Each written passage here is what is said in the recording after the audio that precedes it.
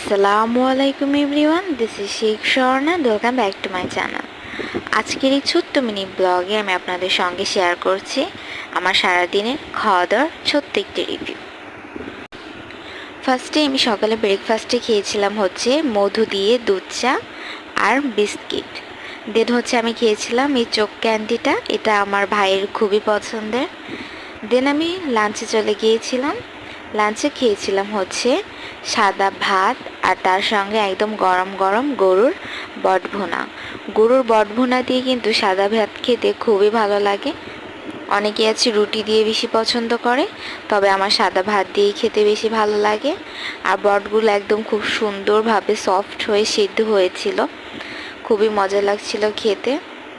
আর এরকম বট দিয়ে ভাত কার কার পছন্দ অবশ্যই কমেন্টে জানাবেন। দেন হচ্ছে আমি খেয়েছিলাম একটু মিষ্টি।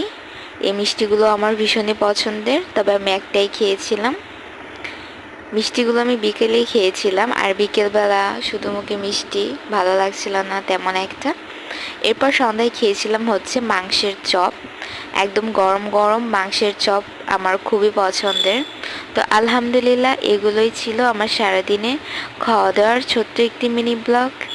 ভিডিওটি ভালো লাগলে ভিডিওতে অবশ্যই লাইক করবেন এবং নতুন নতুন ভিডিওর জন্য চ্যানেলটিকে অবশ্যই সাবস্ক্রাইব করবেন। আজকের মতো বিদায় নিচ্ছি।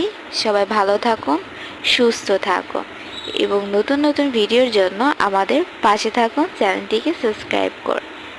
আল্লাহ হাফেজ।